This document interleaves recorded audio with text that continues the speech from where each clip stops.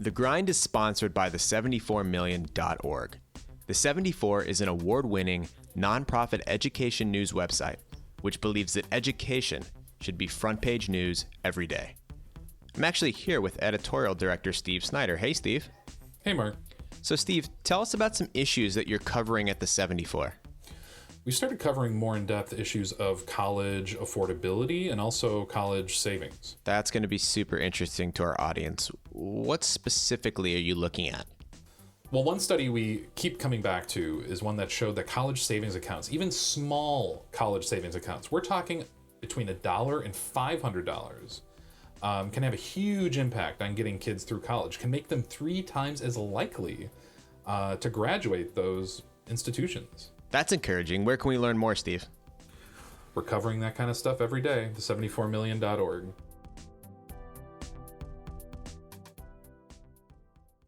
Previously on The Grind. No, I've been a little disappointed, trying to figure out, what's next, what's the plan. Yeah. It's whatever, man. It's not in my hand. It's nothing I can do, We have a friend who works for Madrona, the venture capital firm. Yeah. They might be interested in an unpaid internship. He said, I'm going to give you a test for 5 days, and you're going to show me what you got. Right, these guys are forward thinkers. They actually gave him a test. But the question I have is, is he going to focus on it? I mean, he's been talking about sending out 150 applications.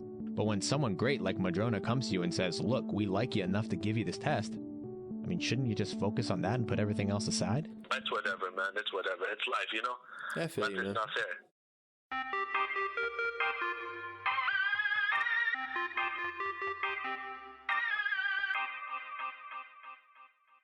Hello, everyone, and welcome to The Grind. It's your host, Mark. I'm Warren. Really excited about the show today. Got a really great topic I want to share. Can I stop you real quick? Sure, man. What's up? I can't focus because I just got to know what's going on with Youcef, man. He left us hanging with this internship opportunity, and I got to know what happened. Okay, fair point, man. Let's just play the tape. Youcef, what's up, man? Oh, yeah. Hey, tell us, man. Dude, what happened? Hey, he gave me a project from Wink. You remember that project he told me about? Yeah. He was like, oh, man, I want you to work here. And he was like, I'll send you a letter about how much the pay is and everything. What, dude? Really? Yeah. Dude, really? I'm not even kidding. I'm serious.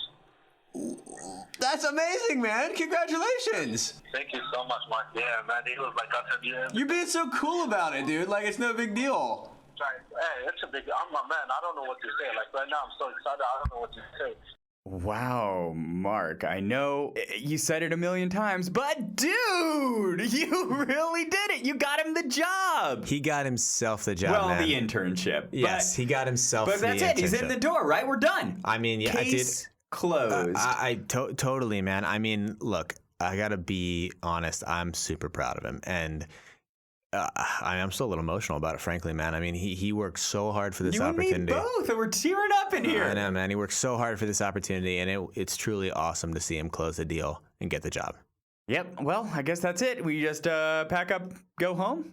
Thanks for listening to The Grind, everyone. Whoa, hold on. Dude, wait. Okay. No. I mean, I know he got the job, and it's sort of like the end of the job search process, but he hasn't even started his first day of work yet, man. In some ways, I mean, in most ways, it's just the beginning of the process for him. Mark, are you saying that this show continues past the point of getting the job? There's all these new questions, man. You're right. He's got to start his job now. He's got to succeed. And in a way, this can be the most important part of the job. Yeah, it's just an internship too, man. I mean, an internship is sort of like an extended interview. He's got to prove himself all over again. Right. Ooh, I'm stressed out just thinking about it. Okay. Look, I talked to him about it. He's feeling okay. Let's listen to the clip. How are you, man? Hey, I'm doing perfect, man. I don't know. Life is blessing me right now. And honestly, I haven't forgotten where I started from. I started off with no resume. I started off with not even being able to get an interview. Now I'm over here getting offers that a lot of people don't get. Totally, man. With a big compensation, and also the workload that I'm going to be having is something that I'm interested about. Dude, is it a nice office? It's a crazy office, man. I can see Safeco Field, I can see the port, and then from the other side I can see the wheelfair. Yeah. It's 35th floor. Nice, dude. And this guy was like, man, I want you to come here from now till like June, I want you to come here whenever you want to come here and work. Just work. You know what was best about this company? It's not like Microsoft or Google. They already have products. This one, you're learning every time. I know. They're building new stuff every time, right? Yeah, it's some crazy stuff. So it's like entrepreneurial, like technology, all that good stuff. All right, so he seems pretty cool, right? I mean, he's calm and collected. He's confident. Yeah, Mark, but I'm still nervous for him. He's got a lot to worry about. Wait, Warren, why? Okay, calm down. Why are you... Mark, that first 100 days, there's so much to worry about, Mark. You've got, how do you act around your boss? Who do you ask questions to? What do you do about your key card? Where do you sit at lunch? Okay, Warren, calm down. You're going to freak Alex out. Oh, we probably should introduce Alex. Oh, shoot. Oh, we did it again. Okay, Alex, introduce yourself, man. Hey, how's it going? My name is Alex Bruell, and I'm a student at the University of Washington. All right, and Alex is our intern. Yeah, and you know what's funny? He's doing the very thing we're talking about in this episode. He's in his first 100 days, right, Alex? That's right. Okay, but you know what? Look, no matter how bad it goes, I guarantee it's not going to go as bad as one of my first days at work. What happened? Okay, so you guys know one of my first jobs, I was a teacher, 5th grade teacher. I made the cardinal mistake of elementary school. I ran down the hallway. You ran? Not only did I run down the hallway, I ran down the stairs in front of my students. Oh my God. Jumped off the 3rd stair and I smacked my head against a concrete overhang. I had to get staples in my head. Did the kids see you? Yeah, dude. Did they a saw teacher me. see you? A lot of people saw me. I got called down in the principal's office on the loudspeaker. And then guess what? What? I fainted in the nurse's office. Oh my God. So Alex, you're not going to screw up that bad. So there's a lot of issues around this first 100 days. Yeah, man. Gosh. Is there one thing we could cover in this episode? What about clothes? You mean like what you wear to work? Yeah, like it's something everyone has to figure out in the morning. And you did have that conversation with Youcef, where he tried to figure out what to wear on the first day of work. That's what I'm going to be doing. What do you wear? Like, does everyone like dress up, or is it more casual? It's more casual, honestly. Like Jay, he just wears a pair of jeans and a nice dressing shirt. Is that what you do? What do you do? That's what I do. Like a pair of jeans, a nice dressing shirt, and a jacket. Nice. A jacket? Sick, dude. Like a Yeah. sport coat? Yeah. Oh. Like the Mariners, because most of them, they really like sports, like Jay and all them. They always talk about the Seahawks, the Mariners. Okay, like a sport coat. I thought you meant like Yeah. a blazer. Sorry. I was trying to wear a blazer. Like my first day, I'm wearing a blazer, but Yeah. then it wasn't good.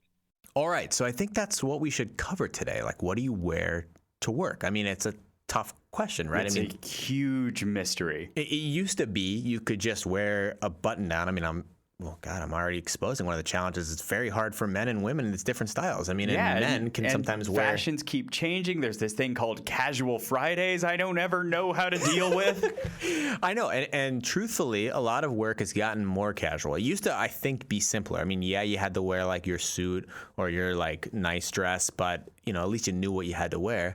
Now a lot of companies are going casual. And what if you work at a place where it's like snappy casual and you got to wear cool clothes? Mark, It's a real stop beating challenge. around the bush. Who'd you get for us to talk to? Okay. Yes, thank you, Warren. I do have an expert for us to talk to today. Her name is Ambika Singh. She's the CEO of a company called Armoire. They help women dress for work. Armoire is wardrobe as a service for professional women.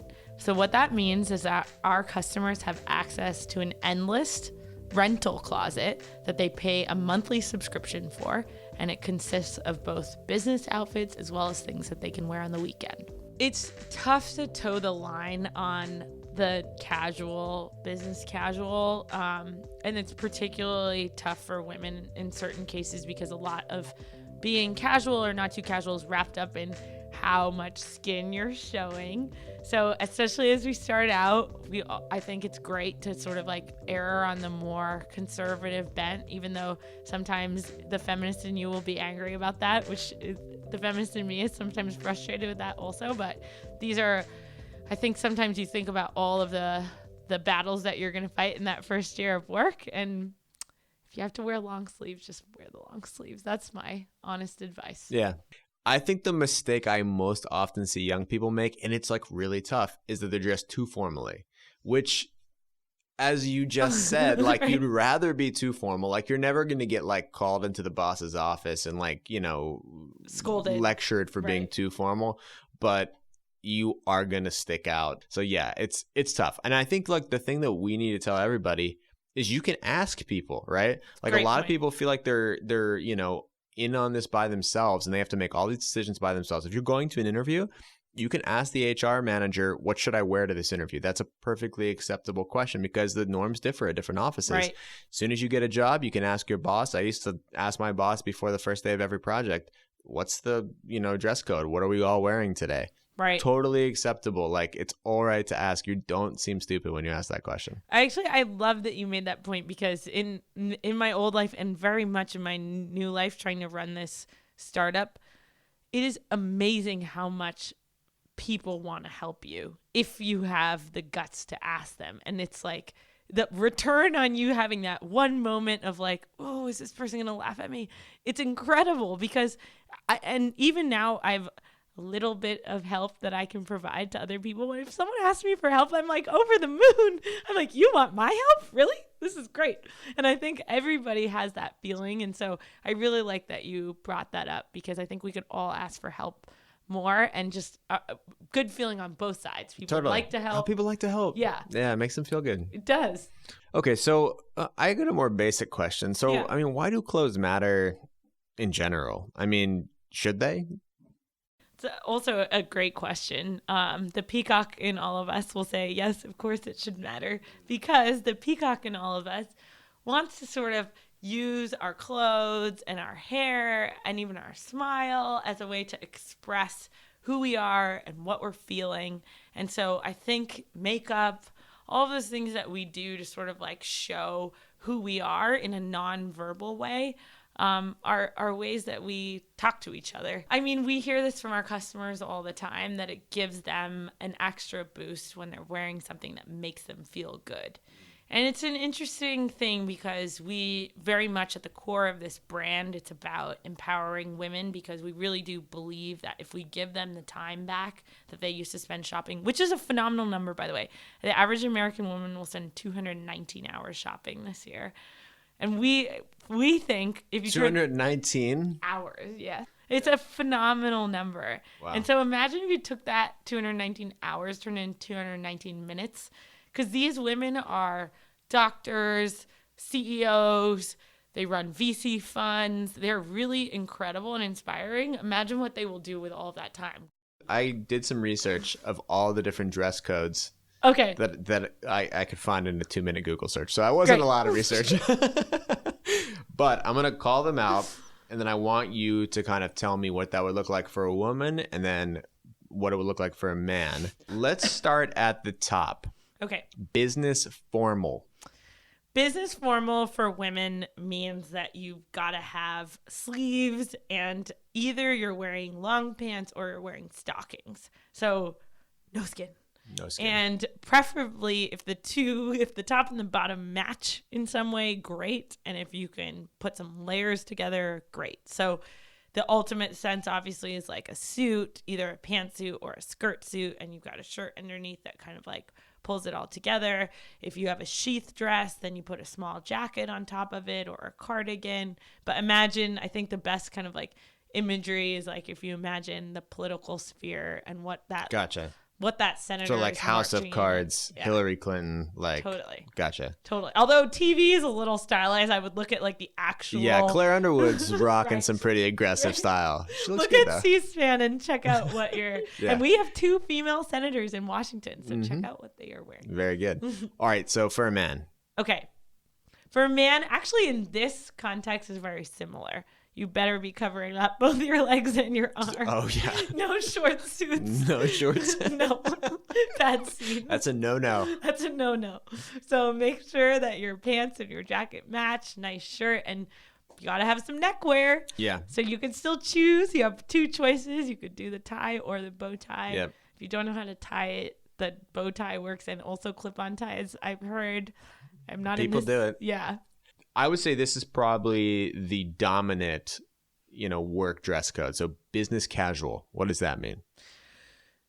This one's very confusing, and I have a lot of opinions about how this is not fair to women. So I think for business casual for men, let's start with the easy one, means that you're wearing some kind of either like fancy jeans, like dark jeans, but generally I would go to be safe, like the flat front khakis or the flat front kind of gray pants or something where they're formal-ish pants, and then a shirt with a collar will always keep you safe. But you can do short sleeves or you can do long sleeves. You can roll them up. If you want to be kind of a little tending towards the more formal end, you can throw a blazer over it. Definitely no neckwear.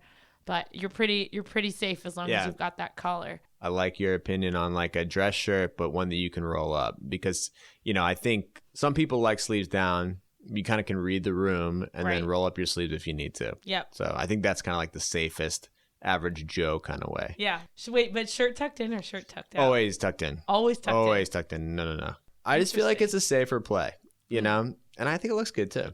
I personally like it. But I think it's also a less forgiving look. So that's true. You ate 3 boxes of pizza. That's true. The night before. It's definitely not as comfortable. I mean, an untucked shirt is extremely comfortable. Yeah. That's my husband's first rule of dressing is comfort. Yeah. I feel like if it is truly business casual, you have to tuck your shirt in. Interesting. Yeah. Okay. Go ahead. So this is hard for women. It's very hard for women, and first, I'll rant for a second. I think it's unfair that there's so much judgment around what she wears in business casual. Like, let's just make it clearer so that there isn't so much ambiguity. Or, even better so, let's not judge each other so much. That'd be so much better. I'm with you. But considering the world we live in, we also want to survive and sort of make things easier, which is Armoire's motto. So to be safe on business casual, I think, again, like starting from the bottom, making sure that you're at the knees with whatever, or below with whatever you're wearing. So either long pants, or if you're going to go with a skirt, make sure it's like just above the knee or covering your knees. So there's not, a lot of ambiguity there, or the dress, obviously. And then with the sleeves, I think you can go sleeveless, but it's like a wide sleeveless look. So nothing where there's any bra straps, but you can go sleeveless, and then the neckline's really important. I heard a more kind of like executive women say the other day that the cleavage test is always, if you look down yourself, you can't see anything. Because that way you can move and do what you want and bend over and get whatever you want, and you're always sort of like very comfortable in your coverage of what you're doing. So I think those 3 things, arms, neckline, and hemline, will sort of keep you safe. And the last point would be on the shoes. I think this is also very confusing and kind of like weather dominated, because in warmer places and warmer cultures, it's very acceptable to have open-toed shoes. But in more kind of like colder places or more formal cultures, you will want to have a closed-toed shoe. So to be safe, if you're not sure, just close up those toes. Yeah. All right. Casual. And in a workplace setting, or? Yeah. Casual in a workplace setting. So casual, I think, is an open invitation for jeans for sure. So go with the jeans. Still in a workplace setting, for women, I would say if you're going to do sleeveless, make sure it's the wide sleeve and the same like neckline guidance. But it's jeans and it's like more casual materials. I guess that's something we didn't really talk about. The formality of the materials kind of goes with the category that you're going with. So a flannel, like we talked about earlier, would only fit into the casual department. Silk is going to go scale all the way up with you. Wool is going to scale all the way up with you. But flannel and cotton is more in the casual kind of sphere.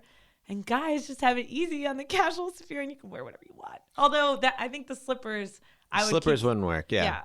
So now we're going to get a little hard. Oh. So snappy or smart casual? So I think smart casual to me connotes the fact that they're giving you an opening and a soft requirement to have some style. Mm-hmm. So they're telling you, hey, here's an opportunity for you to express your brand, which is why you brought up the context of the networking event. Networking is all about expressing your brand verbally and non-verbally. And so in those opportunities, you may choose to wear something that kind of like expresses you. So I think that the easiest way for women to do this is through accessories, the easiest and most affordable way. So there's great companies online. If you Google statement necklace, this is a great phrase. It's a big necklace. You put it over all of those outfits that we had talked about before. And suddenly, instead of a business casual outfit, a boring business casual outfit, it becomes a smart casual outfit. You can do the same thing with a scarf or great shoes or even a hat. Hats take a little bit of guts to pull off, but they're very exciting if it's something that's a good expression for you of your personal brand. I like it. So if you were going to invest starting out in like one article of clothing, what would you buy? I would buy a great pair of pants because the pants, you could literally wear them every day. But if they fit and you feel good in them and they're good quality, you'll be really happy. And then you can sort of do party on top, however you want to party that day. That's a good piece of advice. All right. So that was my interview with Ambika. Alex, what did you think? I took away 3 things from that interview. This is great. I train everybody to come up with 3 takeaways. This is the consultant in me. There's always 3 things. What's the first one?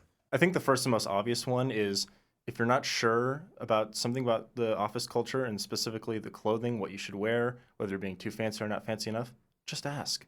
Totally. I mean, they want to know. They want you to dress the best you can. They want you to dress appropriately for the job. If you ask on the first day and get it out of the way, it'll never be a problem. Yeah, totally.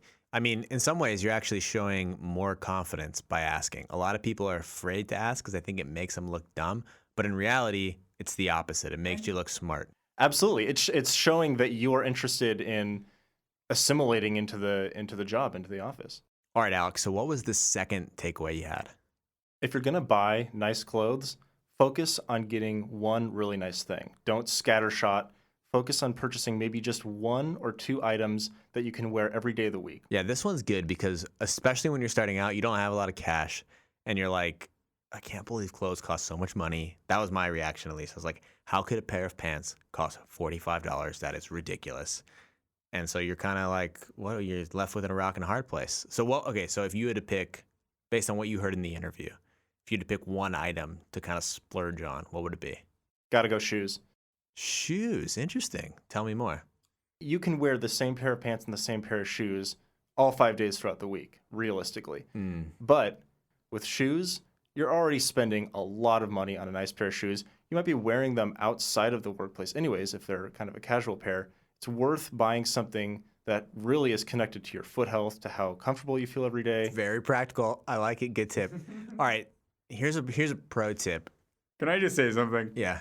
Foot health. Foot health. It's critical.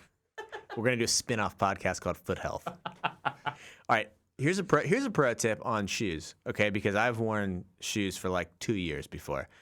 The thing that wears out in shoes, especially if you have bad feet like me, bad foot health, is the soles. You walk through the soles. So get your shoes re-soled and get nice, heavy-duty. This is what I do. Look at that. Warren is showing me. I get these taps put on the inside where I wear out my shoe. Shoes are just like people. The sole is the most important part. What? Oh! Wow. Look at this. I love it. Yes. So you can stretch your shoes a lot longer if you do that. You don't have to rebuy your shoes all the time. You can just get them resold.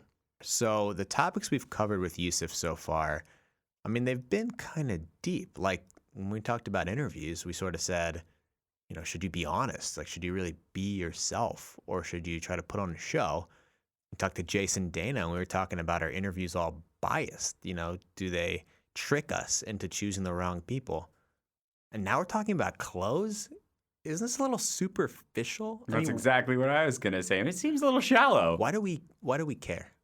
Why does this matter?